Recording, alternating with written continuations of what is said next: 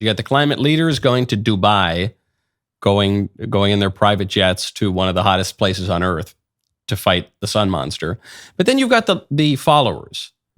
And the followers don't have private jets, and the followers don't go to Dubai. But the followers are very, very concerned that if we don't open up the caps on our plastic water bottles, everyone is going to die of thirst. Okay, I just picked this up. It's a full bottle of water. And I'm on this quest to dump out any water that gets trapped in the plastic, because once it's trapped in these plastic bottles, we now have lost it basically forever. So it's really important when you see, hi doggo, when you see water that's discarded, to open it up and dump it out.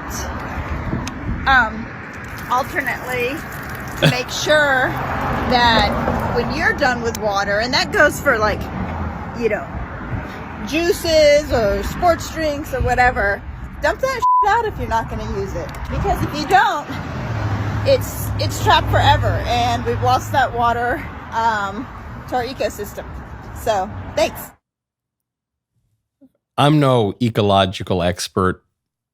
I don't think the water is lost forever. I think the vast majority of it just gets kind of crushed up and expelled at landfills and recycling plants and other garbage facilities. And I think we're going to be okay on the water. I don't think that your tightening a plastic Poland spring cap is going to cause all of us to die of thirst. What is this? How is this woman so worried about your plastic water bottles? This is the climate religion's version of scrupulosity. Scrupulosity is an obsession over sin, a neurotic obsession over sin. So in true religion, you would be obsessed with whether you had wished death on somebody, whether you had stolen something, whether you had had impure thoughts, whether you had violated actual moral laws. And in the climate religion, which is a parody of religion, it's a parody of true religion, and it's a return, I suppose, of the old nature-worshipping pagan religions. There, what you obsess over is whether a drop of water got stuck in your bottle before you sent it off to the landfill. This is peak neurosis.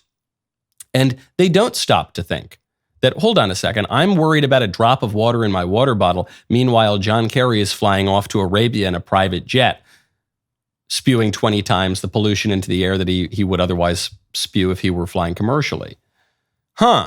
He doesn't care about this that much. Why should I care about this very minor thing? They don't really think about that because they buy the argument. And the argument has a kernel of truth to it. John Kerry is right when he says my private jet isn't going to cause the end of the world. That's true. His private jet is a drop in the bucket when we talk about pollution. Also, all the private jets aren't going to cause the end of the world. Also, all the plastic water bottles are not going to cause the end of the world. Also, the nature-worshipping pagan religions are false. And they were supplanted for a time by the true religion, and now we're living in something much closer to the earliest days of Christianity than we are to, say, 1,000 years ago or 500 years ago at the very height of Christian civilization. We are living in a brave new world animated by a different set of beliefs.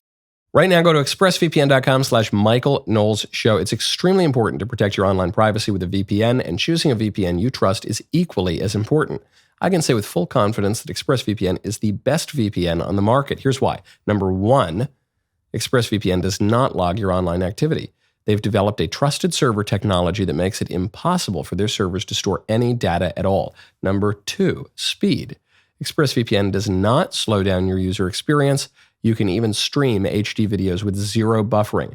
Number three, ExpressVPN is incredibly easy to use. Just fire up that app and tap one button to connect. Not just me saying this, Business Insider, The Verge, and many other tech journals rate ExpressVPN the #1 VPN in the world. Protect yourself with a VPN that I trust. Use my link, expressvpn.com/Michael Knowles Show today. Get 3 months free on a 1-year package, expressvpn.com/Michael Knowles Show, expressvpn.com/Michael Knowles Show today. George Soros and his son Alex Soros, who's taking over the George Soros left-wing financing empire, they have just maxed out donations to Joe Biden's 2024 reelect. Now, maxing out donations is a little bit misleading here because we have all these weird campaign finance rules. Maxing out donations means they each gave $6,600, which is nothing. That's the amount of money they make every time they blink, okay? $6,600 is not going to matter at all to the campaigns. Now, they'd also given $250,000 to the Biden Victory Fund, which is much less regulated than the actual candidate campaign committee.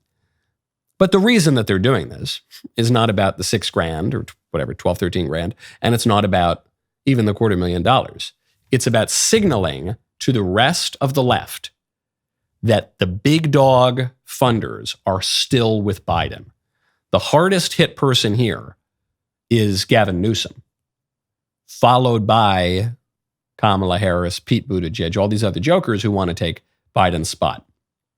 There's still a ton of support, major institutional support for Biden. What's really funny, too, is you see on the left, basically all, despite Biden's extremely low approval ratings, all of the left, the elite, and even a lot of the grassroots, they're still backing Biden.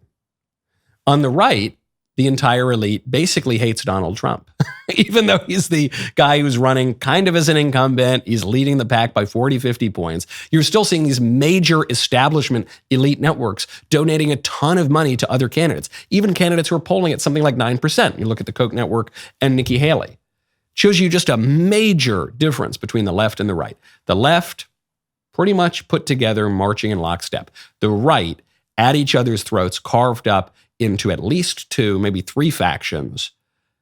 They can't figure it out. But the people, it would appear, will tolerate Joe Biden. Joe Biden, even without the superdelegates, even without trying to push Bobby Kennedy out, Joe Biden would still win the nomination. There's no question about that for the Democrats. They would be, the people on the Democrat side would still basically be in line with the elite and the leaders. On the right, the elite and the leaders are totally opposed to the people in terms of which candidate they back. 50% or more of Republican voters back Donald Trump. If you polled Republican elites, I bet something like 60 to 80% of the Republican elites, especially the guys with the money, oppose Trump. Man, what a great clip that was now. Hey, hold up. You got to ring that bell. Subscribe to the Michael Knowles YouTube channel. We'll see you next time.